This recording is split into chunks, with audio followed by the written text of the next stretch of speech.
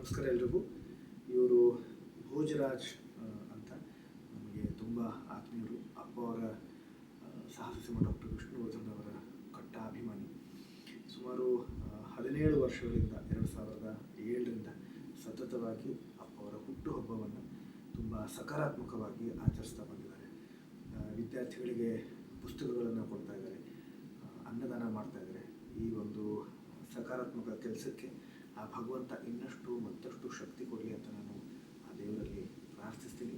ಹಾಗೆಯೇ ನಮ್ಮ ಕುಟುಂಬದ ಪರವಾಗಿ ನಮಗೆ ಹಾಗೂ ಇವ್ರ ಜೊತೆಯಲ್ಲಿ ಕೈ ಜೋಡಿಸಿರೋ ಅಪ್ಪ ಅವರ ಅಭಿಮಾನಿಗಳಿಗೆ ನಾನು ಈ ವಿಡಿಯೋ ಮೂಲಕ ಧನ್ಯವಾದಗಳನ್ನು ಹೇಳ್ತೀನಿ. ಕೋಟಿ ಕೋಟಿ ನಮನಗಳನ್ನು ಸಲ್ಲಿಸ್ತೀನಿ.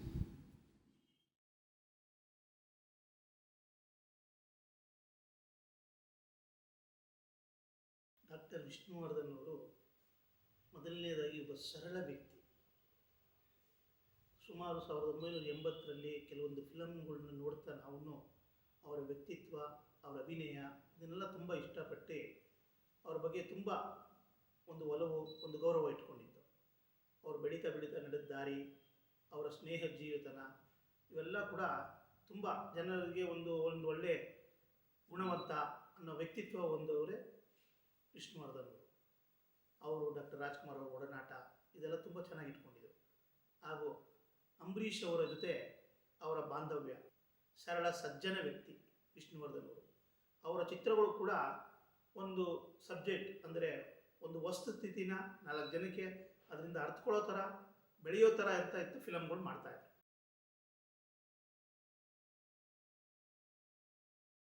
ವಿಷ್ಣುವರ್ಧನ್ ಅವರ ಹುಟ್ಟುಹಬ್ಬದ ಶುಭಾಶಯಗಳು. ವಿಷ್ಣುವರ್ಧನ್ ಅವರ ಬಗ್ಗೆ ನಾವು ಎಷ್ಟು ಹೇಳಿ ಹೊಗಳಿದರೂ ಕೂಡ ಕನ್ನಡ ತಾಯಿಯನ್ನು ನಾವು ಹೇಗೆ ಹೊಗಳಿ ಸಾಧ್ಯ ಆಗೋದಿಲ್ವೋ ಅದೇ ರೀತಿ ವಿಷ್ಣುವರ್ಧನ್ ಅವರ ಬಾಳಿ ಬದುಕಿದಂಥ ಅವರ ನಡೆ ಮತ್ತು ಅವರ ನುಡಿ ಮತ್ತು ಅವರ ಜೀವನ ಶೈಲಿ ಸಮಾಜಕ್ಕೆ ಉತ್ತಮವಾದಂಥ ಅವರ ಕಲಾ ಬದುಕಿನಲ್ಲಿ ಸಮಾಜಕ್ಕೆ ಉತ್ತಮವಾದಂಥ ಕೊಡುಗೆಯನ್ನು ಕೊಟ್ಟಂಥ ಧೀಮಂತ ವ್ಯಕ್ತಿ. ಹಾಗೆ ಅವರು ಬಡವರ ಬಗ್ಗೆ ಕಾಳಜಿ ಇತ್ತು, ಅವ್ರನ್ನ ಪ್ರೀತಿಸುವವರ ಬಗ್ಗೆ ಕಾಳಜಿ ಇತ್ತು, ಅವರ ಸ್ನೇಹಿತರ ಬಗ್ಗೆ ಭಾಳಷ್ಟು ಕಾಳಜಿ ಇತ್ತು. ಅವರ ಜೀವನ ಶೈಲಿಯೇ ಒಂದು ಉತ್ತಮವಾದಂಥ ಶೈಲಿ. ಆ ಶೈಲಿಯನ್ನು ನಾವೆಲ್ಲರೂ ಮೈಗೂಡಿಸ್ಕೊಳ್ಳೋಣ. ಮುಂದಿನ ಪೀಳಿಗೆ ಕೂಡ ಅವರ ಶೈಲಿಯನ್ನು ಮೈಗೂಡಿಸ್ಕೊಂಡು ಅವರ ಹೇಗೆ ಒಡನಾಟ ಮತ್ತು ಅವರ ಬದುಕಿನ ರೀತಿ ಇತ್ತು ಅದನ್ನೆಲ್ಲ ನಾವು ಮೈಗೂಡಿಸ್ಕೊಳ್ಳೋಣ. ನಮ್ಮ ಕನ್ನಡದ ಮೇರು ನಟ ಡಾಕ್ಟರ್ ವಿಷ್ಣುವರ್ಧನ್ ಅವರ ಹುಟ್ಟುಹಬ್ಬ. ಅದಕ್ಕಾಗಿ ವಿಷ್ಣುಜಿ ಅವರಿಗೆ ಹುಟ್ಟುಹಬ್ಬದ ಹಾರ್ದಿಕ ಶುಭಾಶಯಗಳನ್ನು ಕೋರ್ತಾ ಇದ್ದೀನಿ. ನನ್ನ ಇತಿಹಾಸದಲ್ಲಿ ವಿಷ್ಣುಜಿ ಅವರ ಬಹುತೇಕ ಚಿತ್ರಗಳಲ್ಲಿ ಅವ್ರ ಜೊತೆಗೆ ಅಭಿನಯಿಸುವ ಅವಕಾಶ ಸಿಕ್ಕಿದ್ದು ನನ್ನ ಪುಣ್ಯ ಅಂತ ನಾನು ಭಾವಿಸ್ತೀನಿ. ತುಂಬ ಸರಳ ಜೀವಿ, ಎಲ್ಲರನ್ನೂ ಪ್ರೀತಿಯಿಂದ ನೋಡ್ತಾ ಇದ್ರು. ಅವರು ಸೆಟ್ನಲ್ಲಿದ್ದಾಗ ಸಹ ಕಲಾವಿದರಿಗೆ ಏನಾದರೂ ಕಷ್ಟ ಬಂದರೆ, ಏನಾದರೂ ತೊಂದರೆ ಆದರೆ ವಿಷ್ಣುಜಿ ಗೊತ್ತಾದರೆ ನಿರ್ದೇಶಕರಿಗೆ ಮಾತಾಡಿ ಆ ಪ್ರಾಬ್ಲಮ್ಮನ್ನು ಅಲ್ಲೇ ಸಾಲ್ವ್ ಮಾಡ್ತಾಯಿದ್ರು. ಅಂಥ ಒಂದು ಸ್ನೇಹ ಜೀವಿ ಅವರು. ಅವ್ರ ಜೊತೆಗೆ ನಮ್ಮೂರ ರಾಜ, ಜನನಾಯಕ, ಹೃದಯ ಗೀತೆ, ವಿಷ್ಣು ಸೇನೆ, ಹೀಗೆ ಮುತ್ತಿನ ಹಾರ, ಹೀಗೆ ಹಲವಾರು ಚಿತ್ರಗಳಲ್ಲಿ ನನಗೆ ಅಭಿನಯಿಸುವ ಅವಕಾಶ ಇತ್ತು. ನಮ್ಮನ್ನು ಬಹಳ ಪ್ರೀತಿಯಿಂದ ಅವ್ರು ನೋಡ್ತಾ ಇದ್ರು.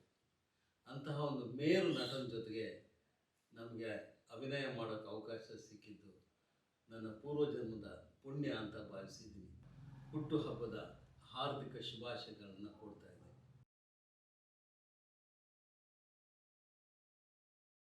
ವಿಷ್ಣುವರ್ಧನ ಅಂದರೆ ನಮಗೆ ನೆನಪಾಗೋದು ಒಂದು ಹೊಯ್ಸಳ ಸಾಮ್ರಾಜ್ಯದ ಮೇರು ಸದೃಶ ವ್ಯಕ್ತಿ ವಿಷ್ಣುವರ್ಧನ. ಹಾಗೆ ನಮಗೆ ಕನ್ನಡ ಚಿತ್ರರಂಗದಲ್ಲಿ, ಭಾರತೀಯ ಚಿತ್ರರಂಗದಲ್ಲಿ ನಾವು ಯೋಚನೆ ಮಾಡುವಂಥ ಸಂದರ್ಭದಲ್ಲಿ ನಮ್ಮೆದುರಿಗೆ ಕಾಣುವ ಆಕೃತಿ ಮತ್ತು ಹೆಸರು, ಮನಮೋಹಕ ತಾರೆ ಯಾರು ಅಂತ ಹೇಳಿದ್ರೆ ನಮ್ಮೆಲ್ಲರ ಅಭಿಮಾನದ ನಟರು ಡಾಕ್ಟರ್ ವಿಷ್ಣುವರ್ಧನ.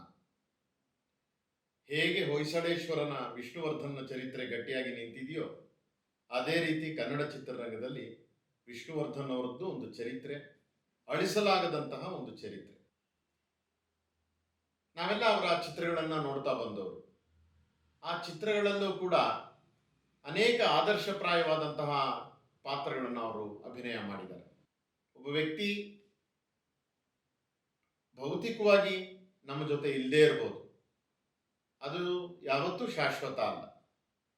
ಆದರೆ ಅವರು ಗಳಿಸ್ಕೊಂಡಂತಹ ಖ್ಯಾತಿ, ಅವರು ಮುಟ್ಟದಂತಹ ಸಾಧನೆ, ಮತ್ತು ಆ ಕನ್ನಡ ಚಿತ್ರರಂಗ ಬೆಳ್ಳಿತೆರೆಯ ಮೂಲಕ ಅವರು ನಮಗೆ ದೊರಕಿಸಿಕೊಟ್ಟಂತಹ ಅನುಭೂತಿ ಇದೆಯಲ್ಲ, ಅದು ಯಾವತ್ತೂ ಕೂಡ ಶಾಶ್ವತವಾಗಿ ನಿಲ್ಲುವಂತಹ, ಚರಿತ್ರೆಯಲ್ಲಿ ಸ್ಮರಣೀಯವಾಗಿ ಉಳಿಯಬಹುದಾದಂತಹ ಒಂದು ಹೆಜ್ಜೆ ಗುರುತುಗಳನ್ನು, ಹುಲಿಯ ಹೆಜ್ಜೆ ಗುರುತುಗಳನ್ನು, ಸಾಹಸ ಸಿಂಹನ ಒಂದು ರೀತಿ ಧ್ವನಿಯನ್ನು ಚಿರಕಾಲ ಬಿಟ್ಟು ಹೋಗಿದೆ. ಅವರ ಚಿತ್ರಗಳ ಮುಖಾಂತರ ಮತ್ತೆ ಮತ್ತೆ ಅವರ ವ್ಯಕ್ತಿತ್ವವನ್ನು ದರ್ಶಿಸುವಂತಹ ಅವಕಾಶ ನಮಗೆ ಸಿಗ್ತಿದೆ. ಆದರೆ ಕಲಾವಿದನಾಗಿಯೇ ಕಲೆಯನ್ನೇ ತಪಸ್ಸಿನಂತೆ ಆಚರಿಸಿ ಕಲೆಯ ಕಾಯಕವನ್ನು ಮಾಡಿ ಇಷ್ಟು ಚಿತ್ರರಸಿಕರ ಮನಗೆದ್ದಂತಹ ವಿಷ್ಣುವರ್ಧನ್ ನಮ್ಮ ಮನಸ್ಸಿನಲ್ಲಿ ಸದಾಕಾಲ ನೆಲೆಸಿರುವಂತಹ ಒಂದು ಪ್ರತಿಮೆ ಅನ್ನುವಂಥದ್ದನ್ನು ನಾನು ಸದಾ ಹೇಳೋದಕ್ಕೆ ಇಷ್ಟಪಡ್ತೀನಿ. ನಿಮ್ಮನ್ನು ಪ್ರೀತಿಸುವ ಎಲ್ಲ ಅಭಿಮಾನಿಗಳಿಗೂ ಕೂಡ ಮತ್ತೊಮ್ಮೆ ನಿಮ್ಮ ಹುಟ್ಟುಹಬ್ಬದ ಮೂಲಕ ಆ ಸಂಭ್ರಮ ಆಚರಣೆಗೆ, ಆ ಶುಭ ದಿನಕ್ಕೆ ನಾವೆಲ್ಲರೂ ಕೂಡ ಕಾಯ್ತಾ ಇದ್ದೇವೆ.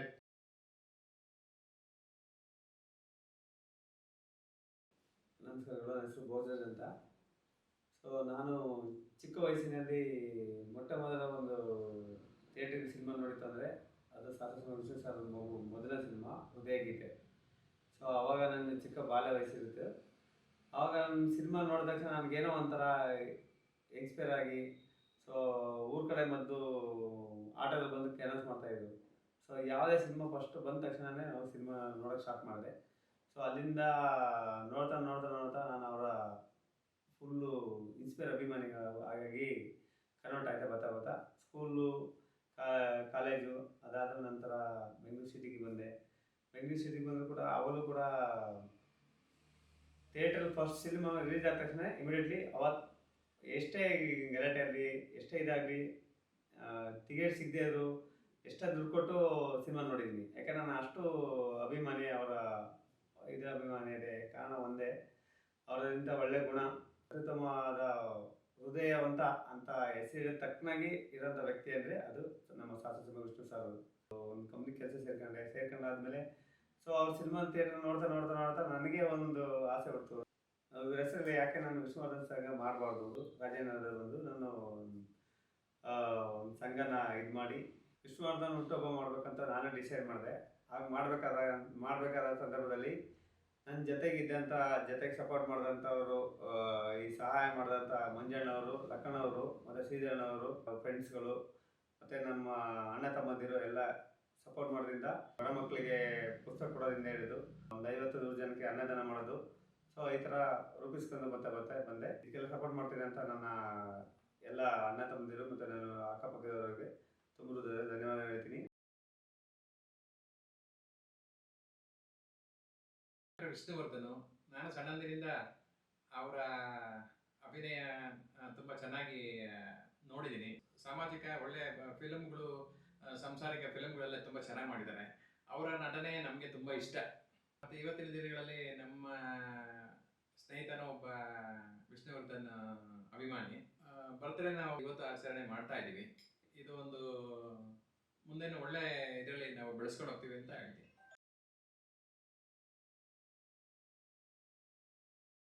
ನಾನು ದೇವರಾಜು ಅಂತ.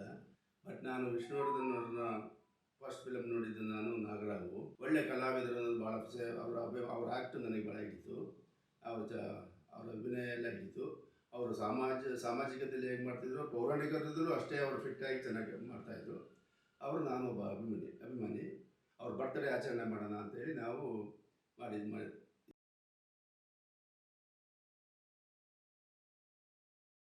ನಮಸ್ಕಾರ ಎಲ್ರಿಗೂ. ಸಾಹಸ ಸಿಂಹ ಡಾಕ್ಟರ್ ವಿಷ್ಣುವರ್ಧನ್ ಅವರ ಹುಟ್ಟುಹಬ್ಬ ಪ್ರತಿ ವರ್ಷ ನಾನು ನೋಡ್ತಾ ಬಂದಿದ್ದೀನಿ.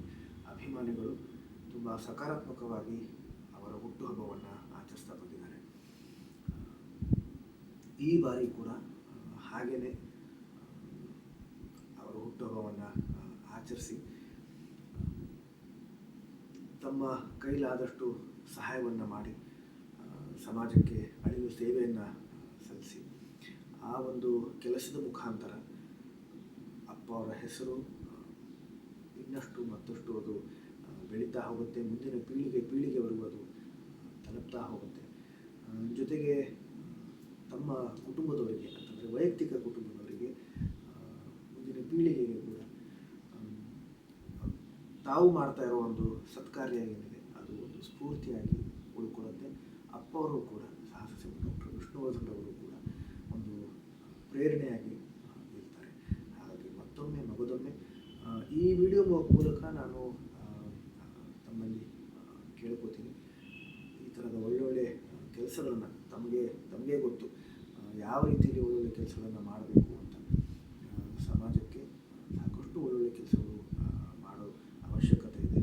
ತಮಗೆ ಸಾಕಷ್ಟು ಶಕ್ತಿ ಇದೆ. ಶಕ್ತಿ ಅರಿವು ತಮಗಿರಲಿ.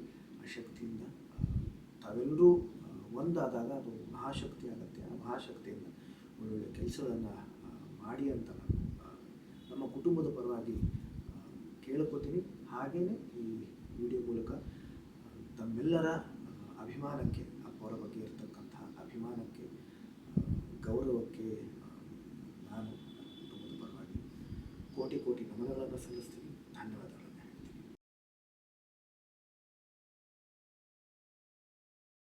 ಇಂಥ ವ್ಯಕ್ತಿಯ ಹುಟ್ಟುಹಬ್ಬವನ್ನು ನಮ್ಮ ಎಚ್ ಡಿ ಭೋಜರಾಜರವರು 17 ವರ್ಷಗಳಿಂದ ನಮ್ಮ ಎಲ್ಲರನ್ನ ಸಂಗಡ ಕೂಡಿಕೊಂಡು ಉತ್ತಮ ರೀತಿಯಲ್ಲಿ ಮಾಡ್ಕೊಂಬರ್ತಾ ಇದ್ದಾರೆ. ಅದೇ ರೀತಿ ಎಚ್ ಡಿ ಭೋಜರಾಜ್ ಅವರ ಸ್ನೇಹಿತರಿಗೆ ಮತ್ತು ಅವರಿಗೆ ಉತ್ತಮವಾದಂಥ ಒಂದು ಬೆಂಬಲ ಸಿಗಲಿ. ಭಗವಂತ ಅವ್ರಿಗೂ ಆಯುಷ್ಯ ಆರೋಗ್ಯನ ಕೊಟ್ಟು ಸಮಾಜಕ್ಕೆ ಉತ್ತಮವಾದಂಥ ಸಂದೇಶ ಕೊಡ್ತಿರೋ ಭೋಜರಾಜ್ ಅವರಿಗೂ ಕೂಡ ನಾನು ಅಭಿನಂದಿಸ್ತೀನಿ. ಜೈ ಹಿಂದ್, ಜೈ ಕರ್ನಾಟಕ.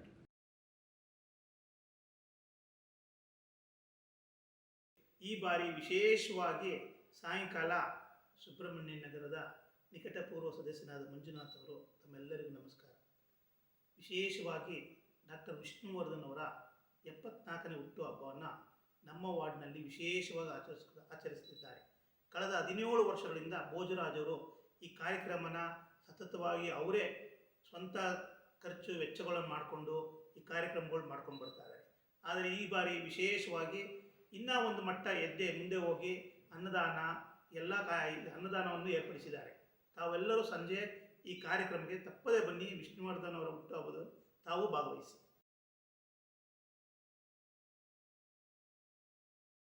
ವಿಷ್ಣುವರ್ಧನ್ ಅಭಿಮಾನಿ ಸಂಘದಿಂದ ಹುಟ್ಟುಹಬ್ಬವನ್ನು ಆಚರಿಸ್ತಿದ್ದೇವೆ. ಸೊ ಅದರಿಂದ ದಯವಿಟ್ಟು ನನ್ನ ಅಣ್ಣ ತಮ್ಮಂದಿರು ಎಲ್ಲರೂ ಒಟ್ಟಾಗಿ ಸೇರಿ ಈ ಹುಟ್ಟುಹಬ್ಬವನ್ನು ಆಚರಿಸೋಣ. ದಯಮಾಡಿ ಎಲ್ಲರೂ ಬನ್ನಿ.